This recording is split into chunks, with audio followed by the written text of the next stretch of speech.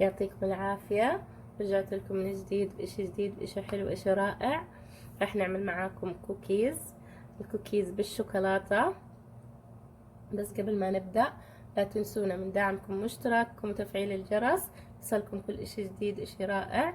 أنا بتعب ما بلاقي أي تفاعل في أي فيديو.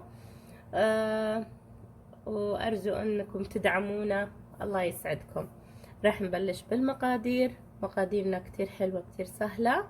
عبارة عن نص كوب سكر بني رطب. انتبهوا، رطب، شايفين كيف انه رطب، مش السكر البني العادي. وربع كوب سكر ابيض. وراح نحط ربع كوب كاكاو. انتبهوا، برجع اقولكم، برجع اعيد وازيد، الاكواب المعيارية اللي انا عيرت فيها اكواب معيارية. راح نستخدم 100 جرام زبدة بحرارة الغرفة. راح برضو نستخدم 1 كوب دقيق من الأكواب المعيارية، وبيضة، وفانيليا، ونص ملعقة صغيرة بيكربونات الصوديوم، وكوب من حبيبات الهيرشي أو حبيبات الكوكيز البني. وراح أحشي حبات الكوكيز بهاي. لكم حرية الاختيار بالحشي. الحشي إما بتحشوه بجلاكسي أو بنوتيلا، اللي بتفضلوه انتم. أنا اليوم راح أحشي بهاي الشوكولاتة. وأنا بعطيكم حاجة مهمة كتير قبل ما تعملوا الكوكيز. بالنسبة للدقيق، اختاروا الدقيق اللي جودته كتير عالية. انا بفضل هذا الدقيق، كتير جودته عالية. والحبيبات هاي كتير برضو كتير كويسة. الكاكاو برضو استخدموا الكاكاو اللي كتير جودته عالية. وراح نبلش الحين معاكم. الحين راح انخل الدقيق والكاكاو بوعاء أو بصحن. أنخلهم، بسم الله.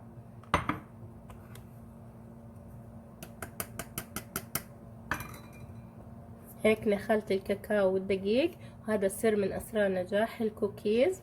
وكمان السكر البني سر من أسرار نجاح الكوكيز البني الرطب. برجع بحكي لكم. الحين راح أحط الدقيق والكاكاو على جنب، وراح أبدأ معاكم.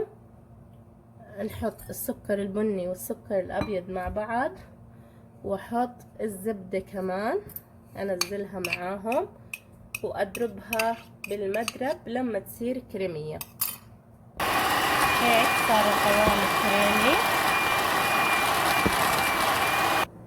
هيك بعد ما صار القوام كريمي راح احط البيضة، بسم الله. وراح احط الفانيليا.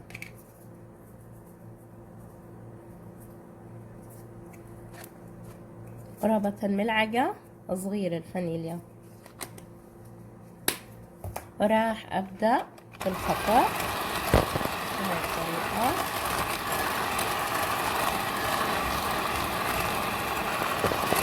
هيك القوام صار كتير كويس. راح اطفي المضرب. هيك القوام بجنن. الحين راح نحط الدقيق والكاكاو اللي نخلناهم، ونحركهم بس ما نبالغ في التحريك، لانه بدنا اياه يطلع معانا هش. هاي الطريقة.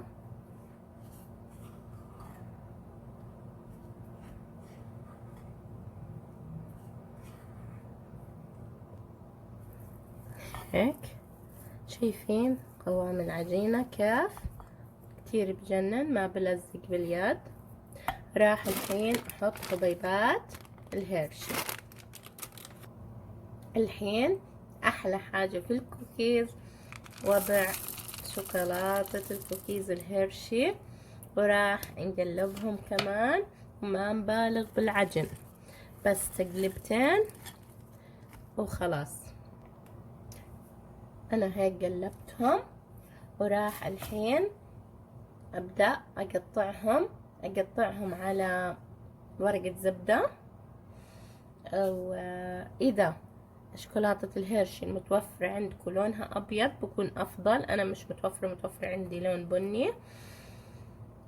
والحين راح ابدأ اقطعها بملعقة الايس كريم عشان تطلع احجامها كلها متساوية، وراح احطها بالفريزر ربع ساعة عشان ما بدي اياها تفرد بالصينية، بدي اياها تضلها مكورة على حجمها.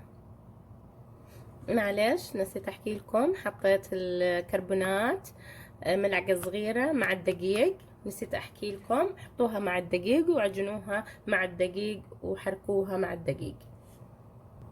الحين راح نعمل هيك ملعقة الايس كريم، شايفينها بهاي الطريقة، نطلعها وراح احشي فيها الشوكولاتة اللي حكيت لكم عنها، اكورها بهاي الطريقة واحطها على ورقة الزبدة. راح اخلي مسافة كل بين وحدة، وراح اخلص باقي الكمية وارجع لكم. هيك خلصت باقي الكمية، راح احطها بالفريزر بس لربع ساعة، وبعدين راح اشغل عليها الفرن درجة حرارة 180 درجة. هيك بعد مرور 20 دقيقة يعني ربع ساعة، راح احطها الحين بفرن مسبق التسخين على 180 درجة. اهم حاجة يا جماعة تحطوها بالفريزر قبل ما تدخلوها الفرن، احنا ما بدنا اياها تاخد حجم كبير او تفرد بالصينية. والحين راح ادخلها الفرن على وسط بمدة بس احسب لها 8-10 دقايق في الفرن، وراح اطلعها مباشرة لانه الكوكيز ما باخد معانا وقت في الخبيز. هيك خبزنا الكوكيز، فعلا يا جماعة تحفة تحفة تحفة تحفة تحفة فنية. ما اوصف لكم الريحة، ما اوصف لكم الشكل. ما راح اسيبه لانه كتير هش، راح اتركه يبرد وافتح معاكم واحدة واوريكم الاشياء الحلوة اللي جوا. اهم حاجة هاي الموضوع انه الاشياء اللي جوا اللي حطيناه قلب الكوكيز راح يكون اشي رائع. شايفين ما قدرت اصبر بس يبرد. شايفين الهشاشة كتير هش كتير طري، لازم ندوق نجرب.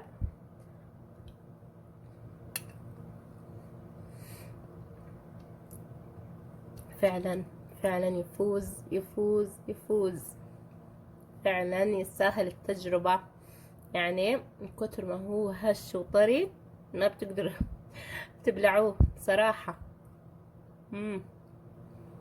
وشي فخم من الآخر، وشي رائع رائع رائع رائع. أنصح بالتجربة فعلا، ما بعرف شو أوصف لكم، بس بجد بجد بجد روعة روعة روعة. هيك أنهي حلقتي معاكم، ولا تنسونا من دعمكم واشتراككم، تفعيل الجرس، كل اشي جديد يوصلكم. أنا بتعب بالتسجيل بالتصوير بالطبخ، كل اشي ما بلاقي تفاعل على الحلقة. أنا ممتنة لكم، كل إنسان بدعمني، كل إنسان بتمنى لي كل خير، بتمنى له الخير والله يوفق الجميع. مع السلامة، حلقات جاية.